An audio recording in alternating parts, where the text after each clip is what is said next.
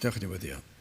Diolch yn y ti o Dduw am y fraint unwaith eto gael dod ger dy fron i ni'n cyflwyno'n hoedfa i ddofal tyrdyn plith tywallt ysbryd arno. Mi ni'n gofyn i'n o trwy enw ac heiddiant i'n harglwydd Iesu Grist. Amen. Croeso'n gwasanaeth ar ôl yr oedfa fe fydd na baned drws nesaf yn y neuadd. Fydd yn hoedfa nesaf pnawn sy'n am hanner awr 3. Ar wrth i ni gymryd y casgliad gan i aros ar ein heistedd i ganu emyn rhif 281 o arglwydd da ar y graffad y wirioneddau gwyw yn rymus ar fy meddwl i aros tra fwyf byw. 281.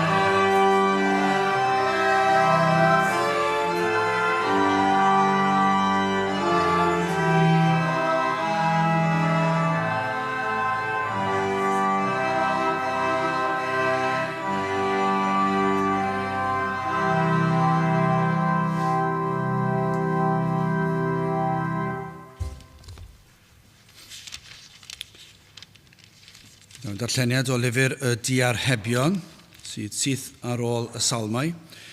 Llyfr y Diarhebion, y 6ed benod, ac yn dechrau darllen yn yr 20fed adnod 20. Diarhebion 6, adnod 20. Fy mab, cadw orchymyn dy dad ac nac ymado a chyfraith dy fam, rhwym hwynt ar dy galon yn wastadol, clwm hwynt am dy wddf, pan rodiach hi ath gyfarwydda, pan orweddych hi ath wylia, pan ddeffroech hi a gydymddiddan a thi. Canis canwyll yw y gorchymyn, a goleini yw y gyfraith, a ffordd i fywyd yw cyrraddon addysg. Idd gadw rhag y fenyw ddrwg a rhag gweniaeth tafod y ddiethyr, na chwennych ei ffrid hi yn dy galon ac na ad iddi dyddal a'i hamrantau, o blegyd y fenyw byteinig a daw dyn i damaid o fara a gwraig gŵr arall a hela yr enaid gwerthfawr, a ddichon gŵr ddwy'n tân yn ei fynwes heb losgi ddillad, a ddichon gŵr odio'r hyd marwor ac heb losgi draed. Felly, pwy bynnag a el at wraig ei gymydog, neb ac yffyrddo hi ni bydd lam. Ni ddirmyga neb leidr a ladrato i ddiwallu ei enaid pan fyddo arno newyn. Ond os delir ef, fe a dal yn saith ddyblyg, fe arydd gymaint oll ac a feddo yn ei di. Ond y neb awnel o dineb a benyw sydd heb synwyr, y neb a'i gwnel a ddifethau enaid ei hun. Archoll a gwarth a gaif fe, a'i gywilydd ni ddileir. Canis cyntharedd yw ei ddigedd gŵr, am hynny nid erbyd fe y nydd dial. Ni bydd ganddo bris ar ddim iawn, ac ni fodlonir ef, rhoi rhoddion lawer. A bydd y bendit diw ar ei air sanctaidd ef. Gadewch ni nawr droi at ein harglwydd mewn gweddi. Diolch yn ei ti unwaith eto Dduw am y fraint o cael dod ger dy fron yn dod trwy enw, trwy heiddiannau dy fab yn gwaredwr yr arglwydd Iesu Grist, ac i ni yn llawenhau unwaith eto ein bod yn cael dod i ti ar dy ddydd i geisio dy wyneb i ganu dy glodydd, ond yn gofyn i ti nerthu ni ac yn helpu ni i wneud hyn mewn modd sydd yn dy blesio di. Ac i ni yn cyfaddef o Dduw mor aml, i ni yn caniatáu i'n meddyliau grwydro, i'n celonau i fod yn galed ac yn oeraidd. Ond i ni yn gofyn i ti'n helpu ni i'n gwneud yr hyn y dylsen ni fod. A bydde di yn gweithio ar ein celonau, a bydde di'n dod lawr ein plith. I ni yn gofyn o Dduw, a bydd pob yr un ohonom yn gallu tystio fod y bresenoldeb i'w deimlo yma gyda ni. Trwy gydol yr oedfa, trwy gydol y dydd. A bydde di yn bendithio ni yma, ac hefyd yn ymuno o'r rhai fydd yn gwrando ymhellach i ffwrdd. A bydde di yn dod ac yn gweithio trwy nerth yr ysbryd glân. A bydd na waith yn cychwyn yng nghalonnau llawer, yn yr rhai sydd yn blant i ti o Dduw, a bydde di'n cynhesu'n calonau ni ac yn peri, a byddwn ni yn dy addoli di ac yn diolch i ti am yr efengyl sanctaidd. Yr rhai sydd dal allan, tu allan i'r deyrnas di, a bydde di yn ei harwain nhw at droed y groes, a bydde di'n agor i llyged i weld ei hangen, ond yna yn cael gweld yr arglwydd Iesu Grist ei hun. Felly o Dduw, i ni yn gweddio a bydde di yn gwneud y pethau hyn, i ni yn gwybod o Dduw ac yn ymwybodol iawn o'n gwendid a'n methiant i gael unrhyw un yn y dyddiau anodd yma i ddod i'r oedfa, i ddod i wrando ar dy air di. Ond i ni hefyd yn gwybod o rwy ti'n gallu trawsnewid y sefyllfa mewn eiliad, o rwy ti'n gallu peri, a bydd na bwysau yn dod ar enaid unigolyn ac ar eneidiau llawer. Fydd yn peri y bydden nhw'n dechrau holi ac yn dechrau cwestiynu ac yn dechrau gofyn pam ac yn dechrau meddwl a oes na bwrpas ac bydd y cwestiynau yma ni harwain nhw i ystyried y bethau di ac o Dduw y bydde di'n arwain i llwybrau idd di. Lle bynnag mae dair yn cael ei chyhoeddi'n ffyddlon, y bydd na rai yn dod ac yn dod i weld pwysigrwydd yr efengyl. Felly o Dduw, i ni yn gweddio i ti weithio i roi disgwyliadau mawr i ni, gad i ni wybod yr wyt ti yn Dduw sydd yn abal i wneud yr hyn i ni sydd yn edrych yn amhosib, ond i ti o Dduw yr wyt ti yn holl alluog. Felly, i ni'n gweddio y bydde di yn dod ac yn siarad â ni sydd yma, a'r rhai sy'n gwrando, bydde di yn dod yn awr ac yn peri ni weld mwy o ryfeddo dy air ath fab yr arglwydd Iesu Grist, ac y byddwn ni'n dod i'th garu'n well ath wasanaethu yn fwy ffyddlon.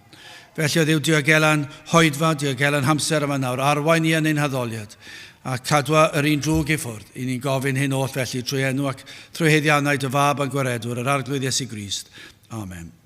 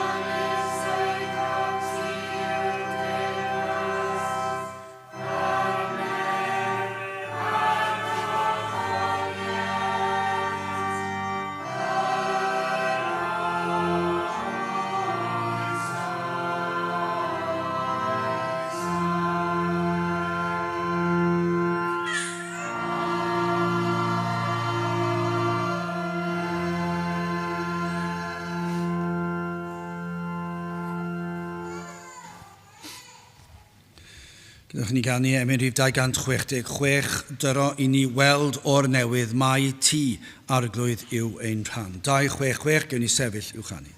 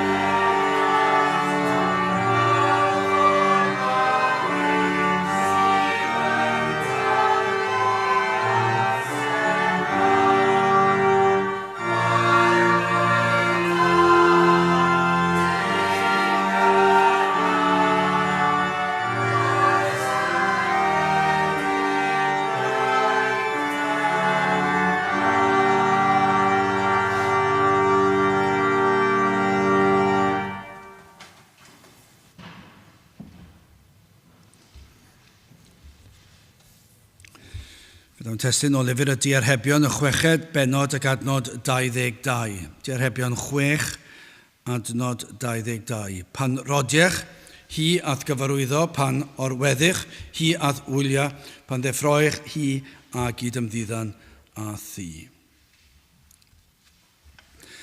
Nawr am gyngor sydd yma o'n blaenau.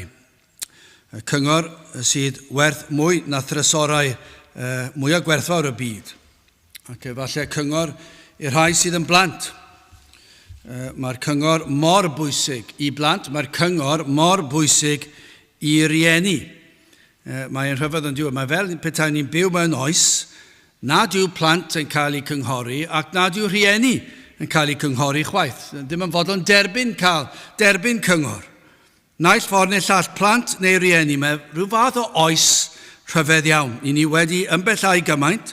Adnod 20, fy mab cadw o'r chymyn dy dad ac nac amado a chyfraith dy fam, rhwym hwynt ar dy galon yn wastadol, clwm hwynt am dy wddwf. Dyna pa mor bwysig yw e. Clymwch nhw.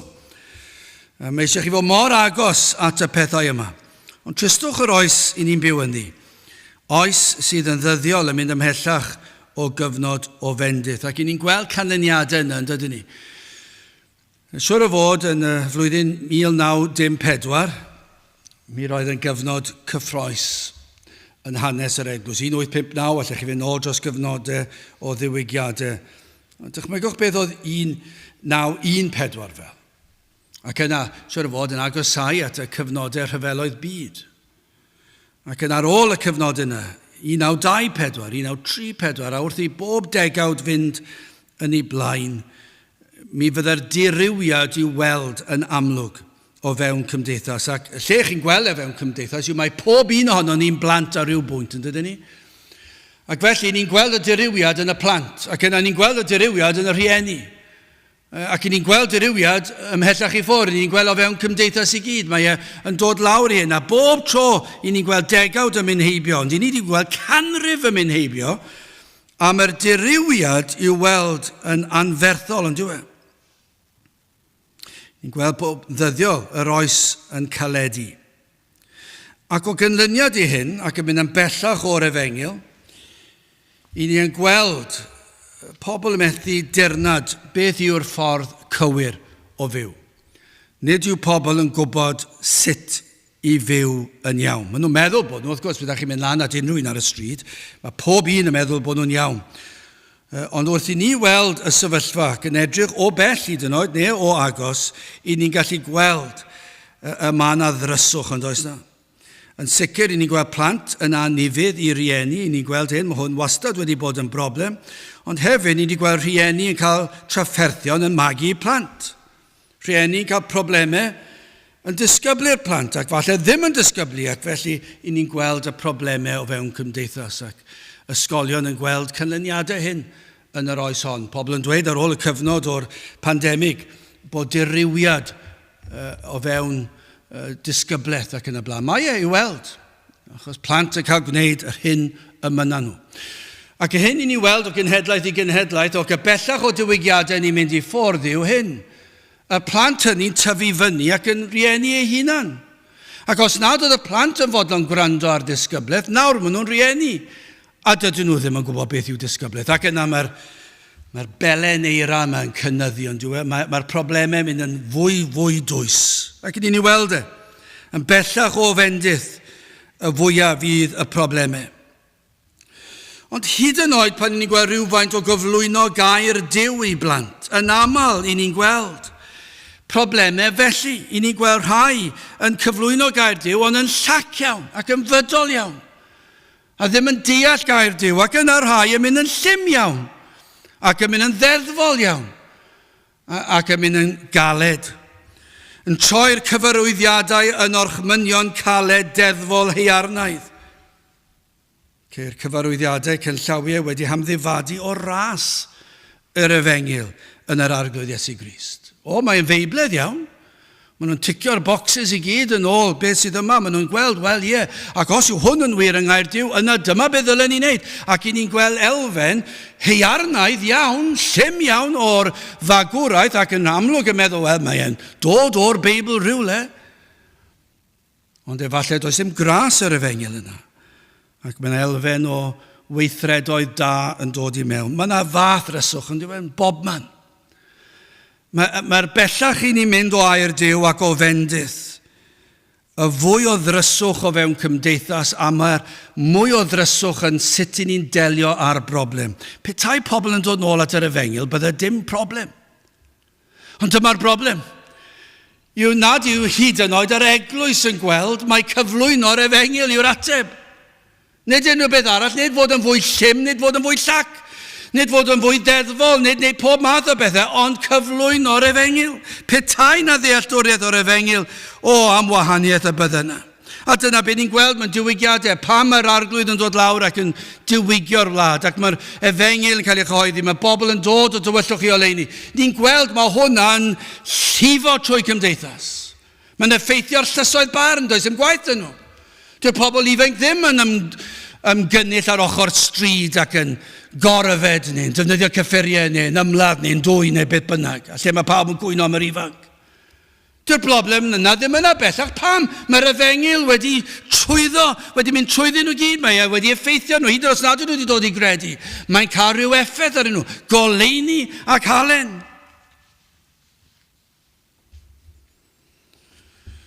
Felly be ni'n gweld fan hyn yw hyn. Rhoddi'r cyngor I chi ar beth I wneud. A pan mae'r cyngor yn cael ei gymryd, yn cael ei roed yn gywir a cael ei dderbyn yn gywir. Pan cyflwynir yn llawn cydernid yr Efengyl, ond hefyd gras yr Efengyl, yna gwrandewch ar gyngor Duw, mae yn ateb eich problemau chi. Neith ateb pob un o'ch wir problemau chi. A dyma yw'r ateb yn mae'r diarhebion yn llawn o'r cyngor gwych yma, a ddiwydion gwych. Yn gyntaf felly, hoffwn ni edrych ar y rhai sydd wedi amddifadu o air Duw. Yn ail, y rhai sydd yn profi braint o air Duw. Ac yn olaf, mynweswch gair Duw. Mynweswch ei air. Wel, yn gyntaf, wedi cael eich amddifadu o air Duw. Y testyn, pan rodiech, hi ath gyfarwydda. Pan orweddech hi ath wylia, pan ddeffroech hi a gyd ymddiddan a thi. Mor drist yw ystyried y mwyafrif o aelwydydd ei bod nhw heddi yn rhodio mewn tywyllwch. I ni'n gallu dweud hynny fel ffaith, ond ydyn ni, dim mater o farn yw hyn, ni'n gallu dweud hyn fel ffaith, mae'r mwyafrif o'r wlad yn rhodio heb y ffydd Gristnogol. Does dim dylanwad y ffydd Gristnogol arnyn nhw. Mae hwnna'n gallu cael ei ddatgan yn ffordd. Bydde pawb yn fodlon cyfaddef hynny hunan. Dyn nhw ddim eisiau dylanwad y ffydd Gristnogol. Mi fydden ni o'n safbwynt ni yn dweud, ac ni'n credu yn sicr, ei bod nhw'n rhodio mewn tywyllwch. Bydden nhw ddim yn dweud hynny.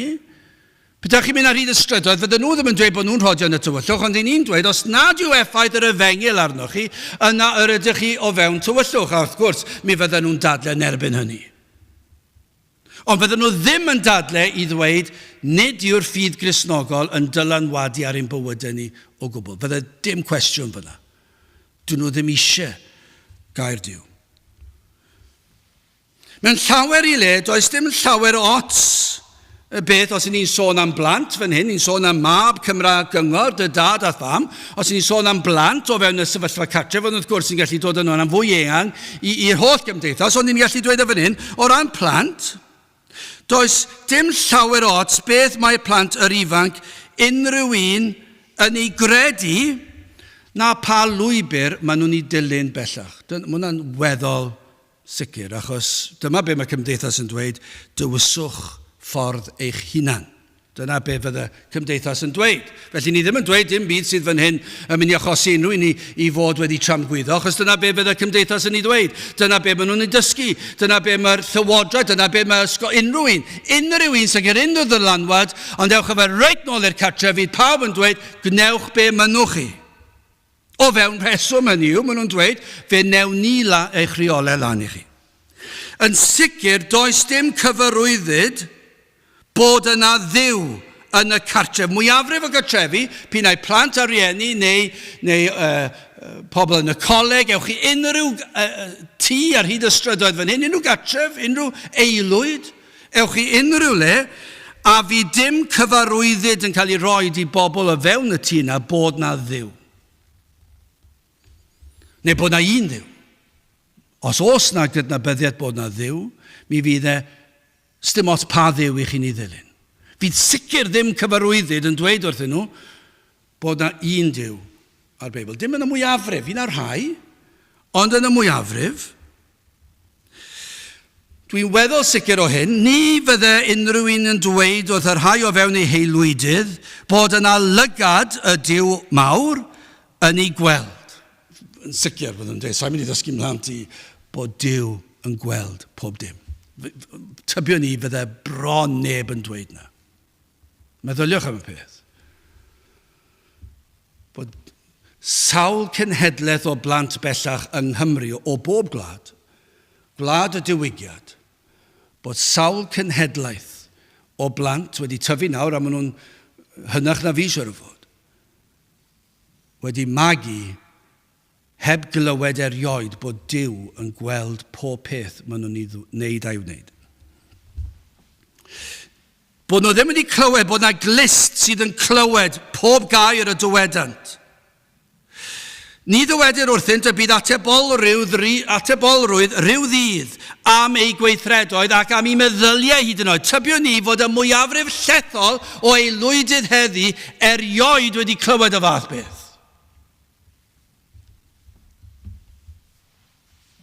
Bydd y moesau a gyflwynir yn foesau o'i dewis nhw. Fe fydd na foesau yn cael eu cyflwyno i blant, neb yn cwestiynu hynny.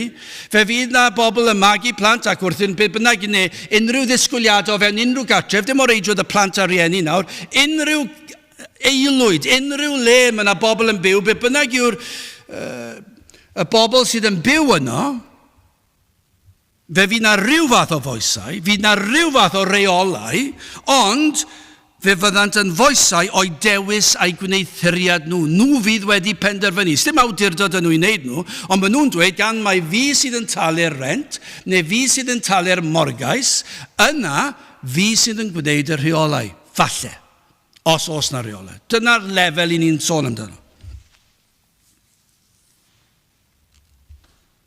O ran y camau yn ei bywydau, fi na gan llawiau sydd yn dderbyniol, a'r hyn nad yw yn bwysig efallai. Yn aml, nid oes llawer o ganllawiau o gwbl.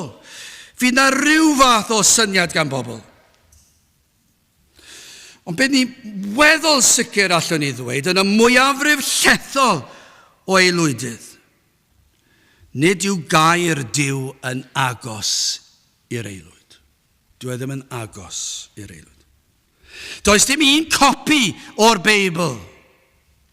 Ac felly ni cheir un o'r rhybuddion sydd yn y Beibl, dim un o'r cyfarwyddiadau sydd yn y Beibl, ni chlywir am y gorchmynion sydd yn y Beibl, nid oes un o'r addewidion o'r Beibl i'w glywed, does dim cyfeiriad at achos ei problem, does dim byd. Mae'r mwyafrif o gartrefi heddi yng Nghymru, i feddwl beth oedd yn wir yng Nghymru, am y diwygiadau, mi fydde yna copi o'r Beibl, siwr o fod, drwyddi draw. Ond bellach, tybio ni, does dim hyd yn oed copi o'r Beibl yn y tŷ o gwbl, dim hyd yn oed yn yr atig.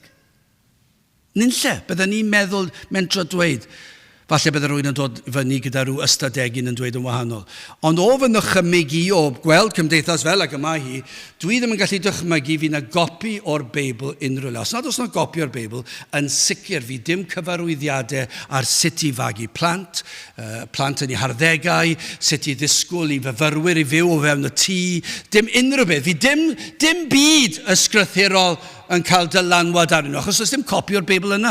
Siwr o fod fydd y mwyafrif ddim wedi darllen copi o'r Beibl ar wahân i wers addysg grefyddol am hanner tymor mewn blwyddyn o'i addysg yn yr ysgol. Achos maen nhw'n gwneud crefyddau eraill hefyd. Hwna'n dod o wlad y diwygiadau nawr. I ni'n sôn am Gymru, sydd ar fath adeiladau. Pan i chi'n mynd i Sain Fagan, dwi ddim yn siŵr ar fy ffeithiau i fan hyn, ond dwi'n weddol sicr, tua 15 mlynedd yn ôl, pan o'ch chi'n mynd i'r stryd yno Tai Teras, mae mor ddiddorol, ac i chi'n mynd nôl, a fi'n cofio un o'r rai cynnar yn debyg iawn i beth o tîm yn gifel, pan o'n i'n mynd i weld hi, a lle tân, a chi'n coginio ar y tân, ond oedd yn Sain Fagan, oedd arfer fel copi o'r Beibl ar bob un, yn bob man, adnodau o'r Beibl yr holl ffordd ar hyd y waliau, achos oedd yn adlewyrchiad teg o gymdeithas dros ganrif yn ôl, ac yna 80 mlynedd yn ôl, 60 mlynedd yn ôl, ac yna beth oedd yn eich taro chi pan o'ch chi'n dod i'r tŷ mwyaf modern, doedd dim copi o'r Beibl i weld. Nawr, dwi ddim yn siŵr, dwi bron yn siŵr bod chi ddim yn cael yr effaith yna bellach. Fi'n credu bod yna adnod fyny, ond rhai blynyddoedd yn ôl, o'ch chi'n gweld Beibl fan hyn, Beibl fan yna, adnod fan hyn, adnod fan yna, oedd yn wir, oedd yn adlewyrchiad cywir o gymdeithas, achos dyna fel oedd hi yng Nghymru. Ond un peth o'n nhw wedi cael yn iawn yn sicr hefyd, ebyn y 70au, doedd dim un copi o'r Beibl i weld yn agos i'r aelwyd. A mae hwnna'n adlewyrchiad siwr o fod sydd yn gwbl teg. Dychmygwch petai'n bosib i ni. Fynd ar hyd bob un tŷ yma yng Nghaerdydd ac yna lan y cymoedd, lan yr canolbarth ac yna i'r gogledd ac yn mynd trwy'r ffermydd i gyd ac yn gofyn iddyn nhw, gen i weld os gennych chi copi o'r Beibl. Allech chi'n ôl copi o'r Beibl i fi? Fydde dim copi o'r Beibl. Nawr os nad oes copi o'r Beibl, does dim disgwyl bydd canllawiau Gaerdyw yn cael unrhyw effaith arnyn nhw. Ac yna, ni'n gweld yr eglwys diwygiedig yn protestio'r llywodraeth ac yn dweud wrthyn nhw, dyma sut dylen ni fod, mae hwn yn anfoesol a hwn ar llall. Dyn nhw ddim yn gwybod beth yw unrhyw beth o'r Beibl. Fel petai perswadio'r prif weinidog yn mynd i trawsnewid pethau. Ond nid yw hwn yn galw allan, mae'n cwrdd gweddi ni, angen mwy o ddagrau a mwy o ymladd ac ymgodymu yw'r gair am reslo i fe. Ymladd a Duw o tir lawr. Does neb i ddweud wrth y plant yma nac i unrhyw un. Nac yw'r plant yn ei harddegau, nac yw'r yn ei hugeiniau yn mynd i'r brifysgol. Does dim disgwyl i'r plant sy'n mynd i'r brifysgol i wybod fod y meddwdod yn anghywir. Mae e'n norm, mae e'n ddisgwyliedig. Ni'n clywes i rywun yn ddiweddar yn dweud ar y teledu yn dweud hyn, oherwydd rhyw sefyllfa, ges i fy amddifadu pan o'n i'n ddeunaw o'r hyn sydd yn gwbl iawn i'r pobl ifanc i fynd iddo fe, yw i feddwi ac i fod yn anfoesol ac i arbrofi yn y clybiau nos. Dyna sydd yn normal yn ôl y byd.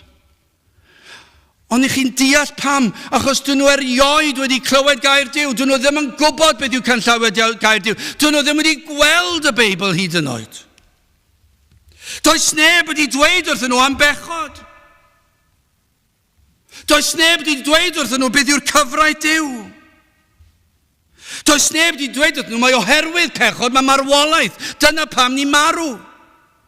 Dyn nhw ddim yn gwybod na, bydde dim syniad gan bobl i wybod, petai dim pechod i ddod mewn oherwydd addag Efa, bydde ni ddim yn marw. Ond oherwydd addag Efa, fe bechodd addag Efa, fe ddath y farn yma, y farwolaeth corfforol, ond hefyd ysbrydol, ond yn fwy brawychus i'w tragwyddol, oherwydd pechod. Does dim clem dy bobl. Lle'r nos Wener.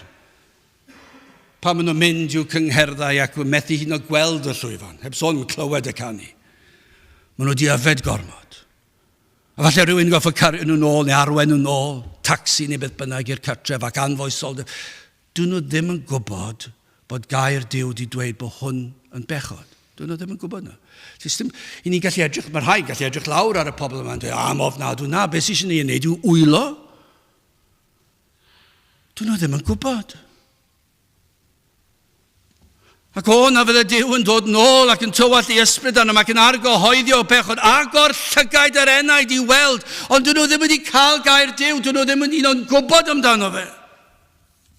Dyn nhw'n gwybod pechod i'w achos.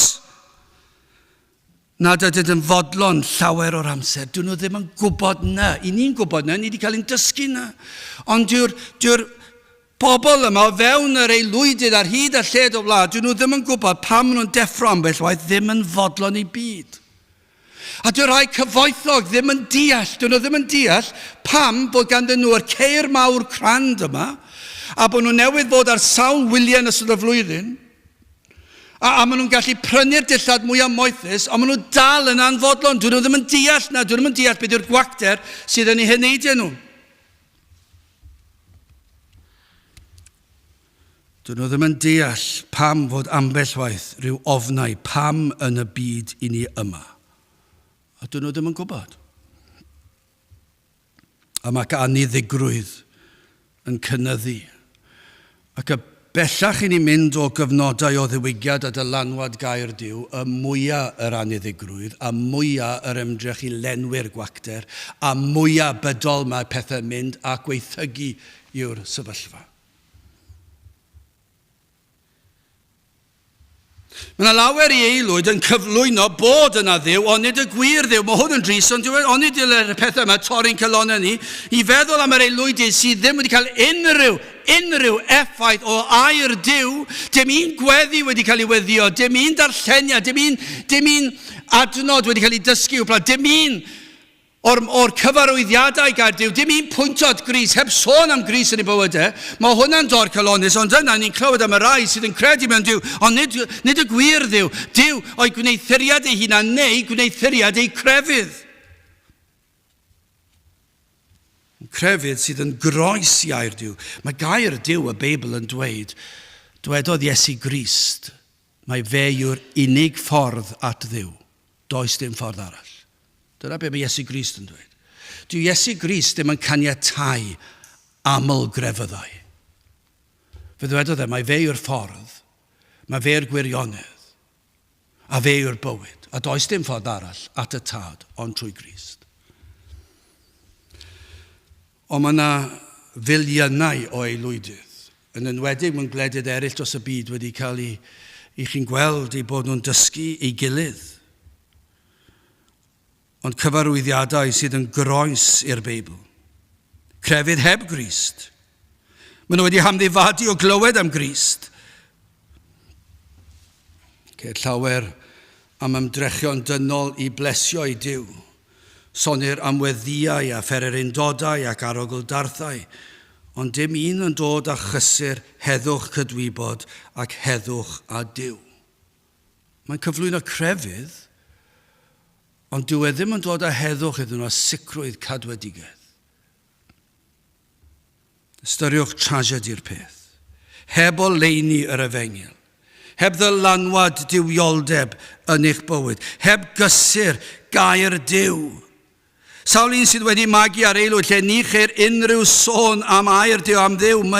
Gallwn ni ddweud ei bod yn ddiesgus gan fod rhyfeddod y greadigaeth o'i gwmpas nhw. Mae hwnna'n wir.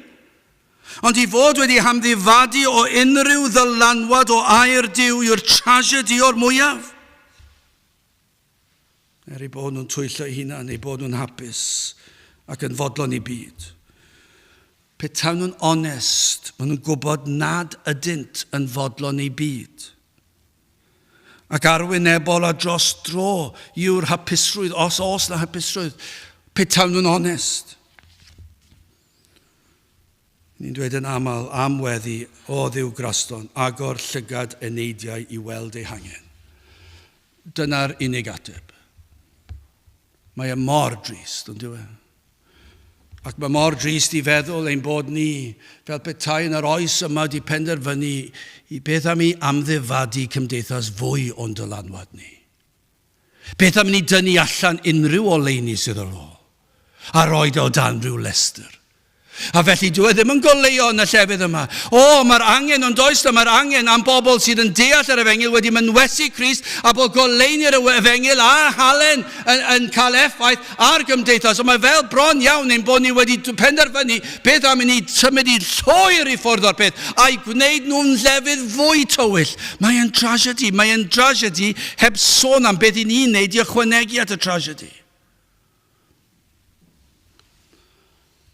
Tristwch o feddwl am yr holl rai sydd yn tyfu fyny fod yn oedolion ac yn hen bobl heb unrhyw ddylanwad cyngor gair Duw. Mae gadewch ni'n symud ymlaen am fraint yw cael gair Duw. Yr hyn oll sydd yn wir i'r sawl sydd yng Nghrist yw hyn fod gair Duw yn werthfawr. Ond ydyw e? Mae'r Cristion yn dweud yn wahanol. Mae'r Cristion yn dweud mae'r gair Duw mor werthfawr wrth i ni fynd a dod, fod ei air, fod ei berson, yr arglwydd Iesu Grist yno yn gofalu, yn darparu, yn ein cadw, yn ein hamddiffyn ac yn ein bendithio. Dyna chi fraint, mae mor wahanol i'r byd, mae'n codi dychryn arnoch chi, yn dwi? I'r rhai sydd wedi cael y fraint o cael ei magu ar aelwyd lle mae gair Duw ar gwir efengyl, ac am gyfrifoldeb o'r hyn i ni'n ei wneud ag e,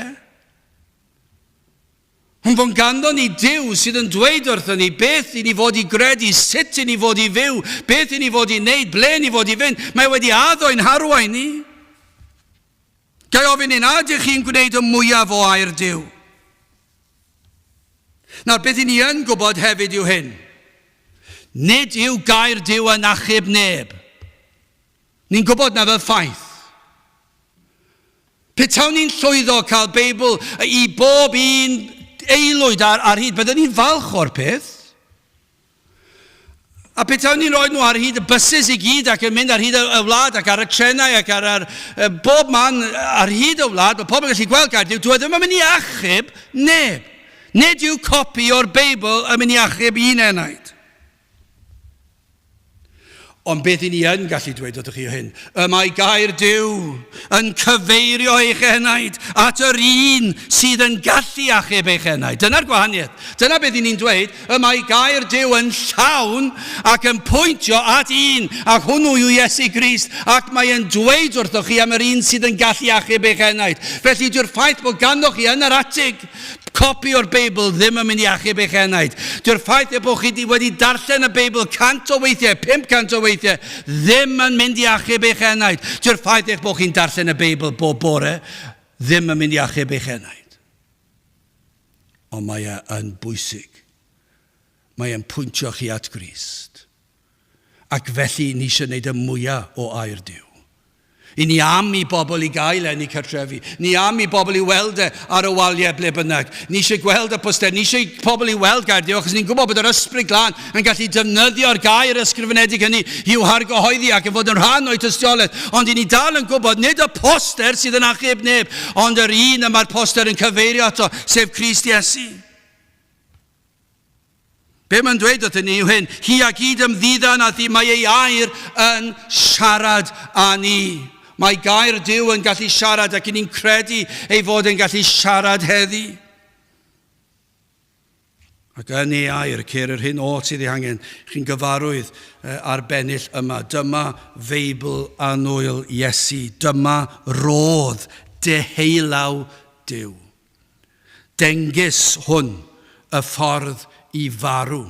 Dengys hwn y ffordd i fyw. Dengys hwn y golled erchyll, gafwyd draw yn Eden drist. Dengys hwn y ffordd i'r bywyd trwy adnabod Iesu Grist. Ond lle nad oes neb wedi clywed am air Duw, wedi gweld gair Duw, heb cael copi o air Duw, ddim wedi clywed neb yn siarad am air Duw, mae hwnna'n golygu dydyn nhw ddim yn gwybod be mae Duw wedi dweud wrthyn nhw. Ond be mae hefyd yn dweud wrthyn ni yw hyn, os yw gair Duw yn siarad â ni, mae gair Duw yn fyw. Mae'n siarad. Ni all dim byd marw siarad â ni. Does dim byd marw yn gallu siarad. Ac felly, os ni'n disgrifio gair Duw bod yn gallu siarad â ni, mae e'n fyw. Ystyriwch holl lyfrau yn hanes y byd, y llyfrau gwyddonol neu beth bynnag, llawn damcaniaethau, athroniaethau neu beth bynnag. Ffeithiau gwyddonol. Meddyliwch chi pan oedden ni yn blentyn. Felly ni'n sôn am y 70au yn yr ysgol, mi roedden ni'n cael copïau o ryw werslyfr wyddonol. Ac tybiwn ni byddai'r mwyafrif o'r llyfrau hynny'n goffod mynd i'r bin erbyn hyn. Chos bod y ffeithiau gwyddonol ddim yn ffeithiau dim mwy. Dyn nhw ddim yn wir. Maen nhw wedi darganfod rhywbeth newydd. Ond ar y pryd, oedd yn dweud, maen nhw'n wyddonol, maen nhw'n gywir, maen nhw'n iawn. Ond dyn nhw ddim yn iawn. Maen nhw wedi gweld bod nhw'n anghywir. Ac felly mae'n goffo mynd i'r bin. A mae pawb di anghofio amdano nhw. A nawr mae'n lyfr newydd nawr, a mae'r rhain yn dweud, mae hwn yn wir, mae hwn yn ffaith, ac yna fyddwn ni'n ffeindio mewn ychydig bach, ni'n gwybod nhw'n ffaith, mae theories yw'r cyfan, ond mae'n hen 10 mlynedd, fi rhywun dweud, na, ni wedi dysgu rhywbeth newydd to, felly mae hwn yn fwy newydd to, ac ni'n gallu dweud, dyma beth sy'n eisiau ni gredu nawr.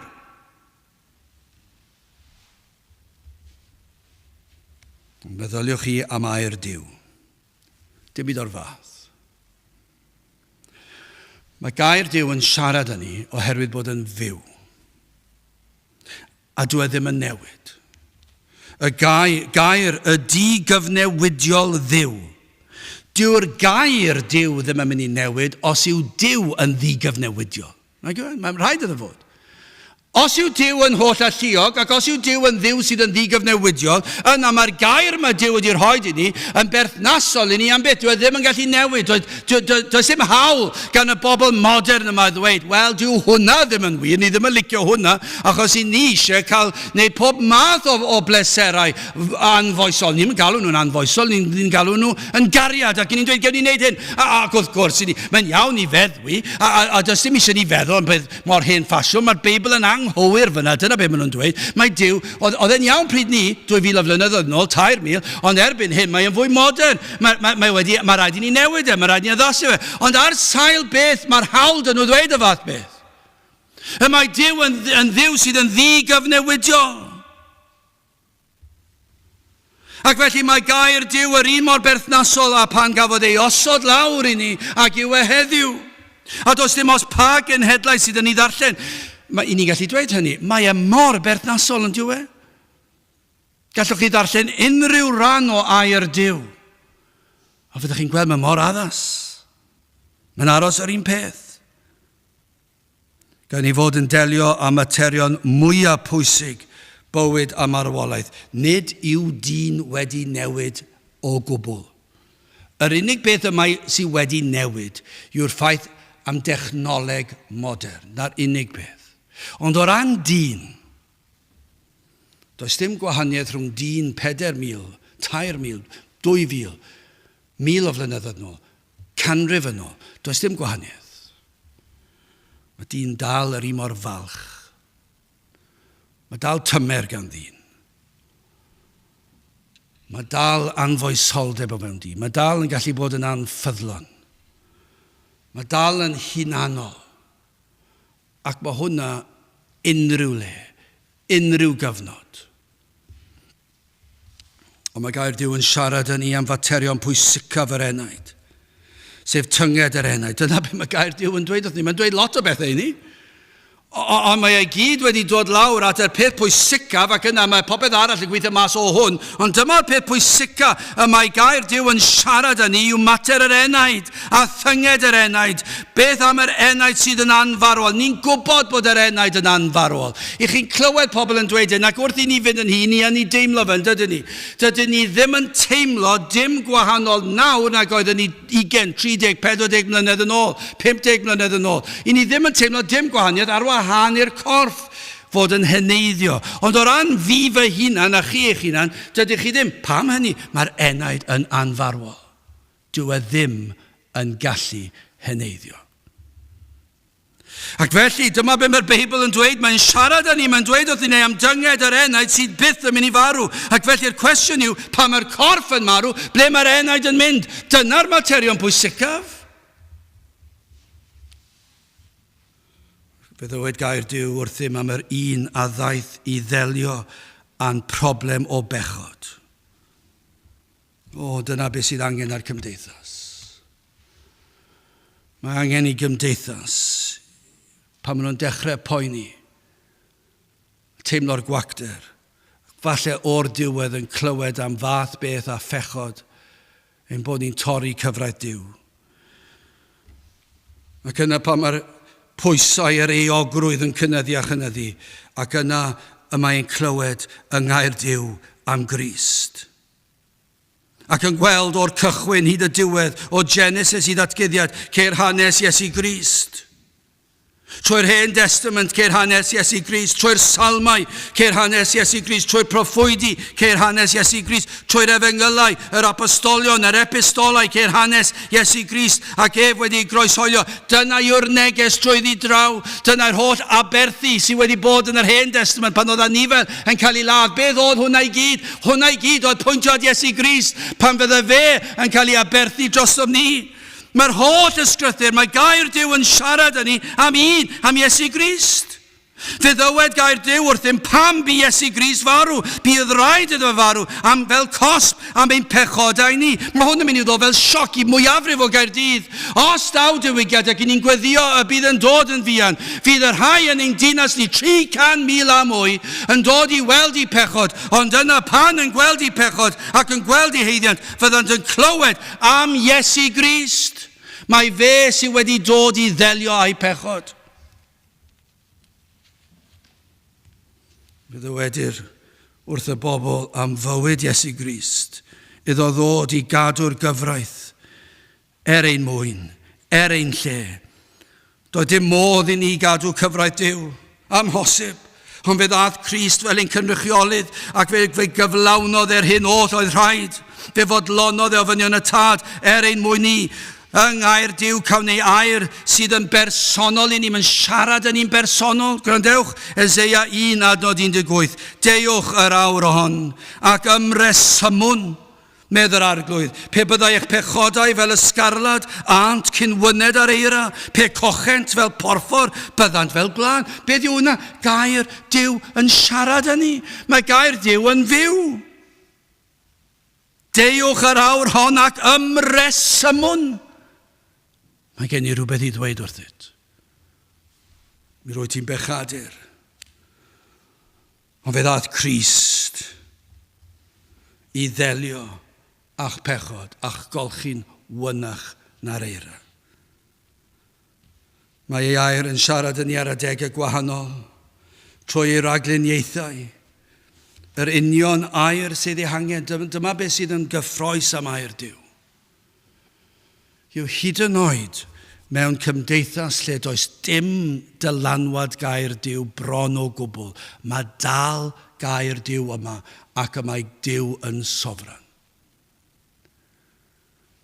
Ac felly fe alle siarad â phobl yn unigol ac yn bersonol a thrwy rhagluniaethau yr union hyn sydd ei hangen ar yr enaid.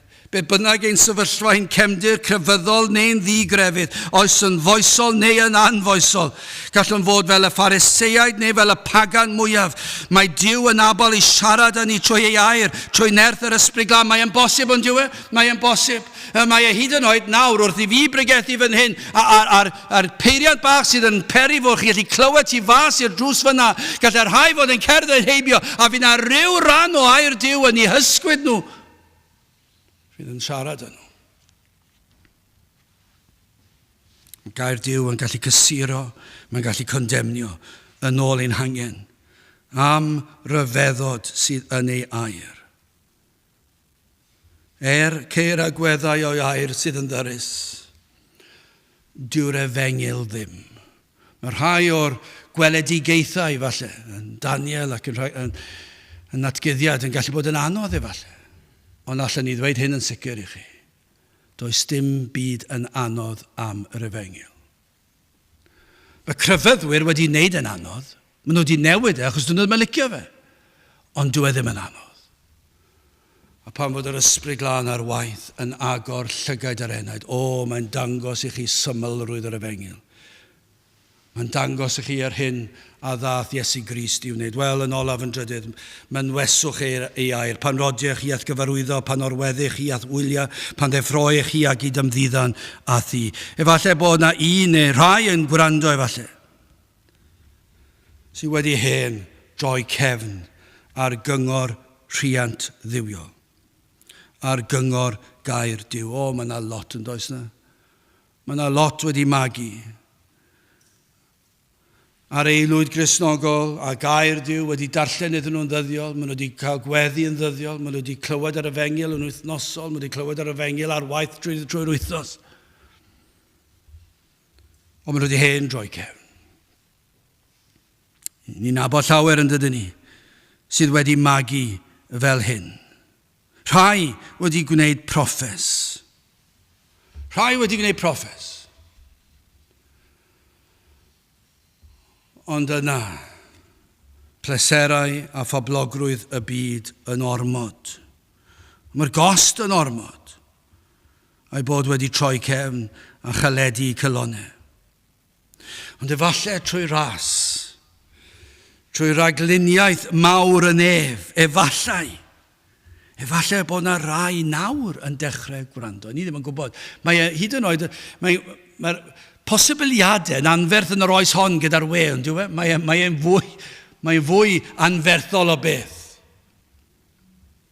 Cofio clywed hanes, dwi wedi dweud y sawl gwaith o Spurgeon a sôn am rhyw filwr oedd mewn rhyw ryfel pendra'r byd, wedi cael ei seithi neu rhywbeth wedi digwydd ac oedd ar fi'n marw, ond oedd y person yn y gwely drws nesaf wedi darllen pregaeth gan Spurgeon, wedi rhoi der llall, wedi bod yn fodd i achub enaid y person hwnnw. A'r neges o dwed wrth mam am y bregaeth dwi newydd darllen. Rhywbeth ar hyd y trywydd. Mae'n digwydd yn diwedd. Mae rhagluniaeth mawr yn yn anhygoel. Ond mae hefyd nawr i ni gallu gweld sefyllfaoedd tebyg, ond nawr i ni gallu meddwl am rywun efallai 10 mlynedd, 20 mlynedd, hanner canrif efallai o grwydro. Ac falle bod yna rhyw adnod wedi dod i gof. Rhyweddi maen nhw'n cofio. Neu trwy be maen nhw'n galw'n hap a damwain yn gwrando ar y neges hon neu neges debyg. Ond maen nhw'n gwrando nawr. Gech chi'n clywed eto falle am yr un a ddaeth i'ch achub. Ac iddo ddod i achub rhai fel chi. Rhai sydd wedi troi cefn arno dro ar ôl tro a degawdau wedi mynd heibio a Satan yn perswadio chi nad oes lle i chi ddod at Grist gan bod chi wedi cael y cyfle a bod chi wedi troi cefn, ond nawr ych chi'n clywed ddim dyna be mae gair Duw yn dweud. Mae gair Duw yn dweud bod Duw yn Dduw sydd yn hir am aros. Mae'n amyneddgar, mae'n ymestyn allan i law a chibol dro ar ôl tro i'ch achub chi, a chi nawr trwy ras yn clywed trwy ragluniaethau rhyfedd i chi ddim yn deall nhw sut yn y byd chi'n clywed y neges yma neu neges debyg, ac yna i chi'n dod ac yn clywed bod Crist yn fodlon maddau chi. Ond dyna yw cyffro a rhyfeddod yr efengyl, ei fod yn achub y sawl nad ydynt yn heiddi cael ei achub. Achos bod gair Duw yn siarad. Ac felly'r cyngor yw be mae gair Duw yn dweud yw dewch ataf. Dewch ato, gwrandewch ar eilais yn siarad â chi. Ystyriwch ar hyn a ddywed gair Duw wrthych. Eseia 55 adnod 1. O deuwch i'r dyfroedd. Dyna sut mae gair Duw yn siarad â chi. O deuwch i'r dyfroedd, bob un, y mae syched arno. Ie, yr hwn nid oes arian ganddo. Deuwch, prynwch a bwytewch. Ie, deuwch, prynwch wyn a llaeth, heb arian ac heb werth. Dewch ato. Mae'n dweud dewch. Adnod 6 a 7, o'r un benod o Eseia 55, ceisiwch yr arglwydd. Dyma sut mae gair Duw yn siarad â chi. Ceisiwch yr arglwydd tra y galler ei gaelef. Gelwch arno tra fydd o'n agos. Gadawed y drygionus ei ffordd a'r gŵr a'n wir ei feddyliau a dychweled at yr arglwydd. A beth yw'r ateb? Beth mae gair Duw yn siarad â ni? Be mae'n dweud wrthon ni? Dyma beth sy'n neud y mor gyffroes. Mae'n gallu bod yn ddigalon yn diwedd yr oes hon i ddod i oedfa ar bnawn di Sul pan mae pawb di blino a prin neb yn yr adeilad a stafell anferth fel hon. Ond dyma'r cyffro, mae'n ddigalon achos ni eisiau gweld mwy yn dod. Ond dyma beth yw ar y funud a ni'n gweddio bydd yr arglwydd yn gweithio yn fwy rymus. Ond am gyffro bod yna un rhywle yn gwrando. Mae hwnna mor gyffroes, mae'n anhygoel. Ni ddim yn cael llawer yn gwrando ar y we, ond ni'n cael rhai. Ond fe all un fod yn gwrando heddi sydd erioed wedi gwrando o'r blaen. Dyna beth sy'n mor gyffroes. Neu hyd yn oed, falle bydd na rhywun mewn 20 mlynedd yn gwrando ar y neges yma. A dyn nhw ddim un wedi glywed eto, ond mewn 20 mlynedd mae'r arglwydd yn gweithio yn nhw. A mae'r gwahoddiad o air Duw yn dweud, dewch at Grist, fe fydd y maddau eich pechod, achos dyma'r addewid, mae'n dweud hyn, gadawed y drygionus ei ffordd. Os oes na rhywun sy'n gwrando sydd wedi bod yn afradlon, dyma'r cyngor i chi, gadewch eich pechod a'ch bryntni. A'r gŵr anwyr ei feddyliau o'r holl meddyliau brwnt sy'n ganddo chi. Gadewch nhw. A dychweled at yr arglwydd. Dewch nôl at Grist. A beth yw'r addewid y mae gair Duw yn ei roed? Ac fe a gymer drigaredd arno ac at ein Duw ni, oherwydd fe a arbed yn helaeth. Dyna awdurdod gair Duw. Dwi ddim yn mynd i wrando rhyw ganllawiau mae pobl wedi creu eu hunan. Mae'r canllawiau yng ngair Duw, mae'n glir, mae'n nerthol, mae'n fyw. Ac mae Duw yn siarad â ni. Ac efallai bod yna ni'n gweddio bod yna mwy nag un, ond falle bod yna un yn gwrando. Ac yn teimlo'r pwysau, yn pwyso'n drwm ar yr enaid. Ddim yn gwybod pa le i droi, ddim yn teimlo bod yr hawl i ddod, ac yna chi'n clywed mae ganddo chi'r hawl, achos ych chi'n bechadur, a dewch at y groes, dewch at droed y groes, gadewch eich pechod, edifarhewch, a chredwch, pwyswch ar Grist, a'r addewid yw hyn, fe fydd yn trigarhau. Mae wedi addo. Dyw ddim yn gallu torri addewid. A mae'n mwy na hynny, oherwydd fe a arbed yn helaeth. Felly pan fyddwch chi'n rhestru ond beth am hwn, a beth am y llall, a beth am yr hyn a wnes i pryd hynny, a chi ddim yn gwybod hanner y pethau dwi wedi wneud. O beth dwi yn gwybod yw hyn, fod yr arglwydd yn arbed yn helaeth. Mae'n golygu mae'n maddau'r cyfan. Mae'n golchi ni'n wynach na'r eira. Felly dewch ato, pwyswch arno. Credwch ynddo credwch ei air, ond credwch yn yr un y mae'r gair yn sôn amdano. Trowch o'ch pechod a dewch at yr un, a ddaeth i'ch achub chi o'ch pechod, dewch at Grist. Achos y mae fe yn abl i arbed yn helaeth. Gadewch i ni weddio. O Dduw, i ni yn diolch i ti am yr arglwydd Iesu Grist. I ni yn diolch i ti am dy air. I ni yn trysthau am gyflwr ein gwlad, ond hefyd o Dduw, i ni yn llawenhau o feddwl yr wyt ti'n holl alluog, yr wyt ti yn abl i agor llygaid y deillon, iddynt weld ei hangen am waredwr, ac felly o Dduw trwy dy air, trwy nerth yr ysbryd glân, gweithio'n rymus unwaith eto, tyr dyn plith, i ni'n gofyn hyn o trwy enw a ceiddiant, yn harglwydd Iesu Grist. Amen. Gydwch ni orffen ein gwasanaeth trwy ganu'r emyn rhif 633, Dilynaf fy migael trwy foes amarch a gwaradwydd y byd, a dygaf ei ddirmig a'i groes gan dynnu i'r nefoedd o hyd. 633 gan i sefyll i'w chanu.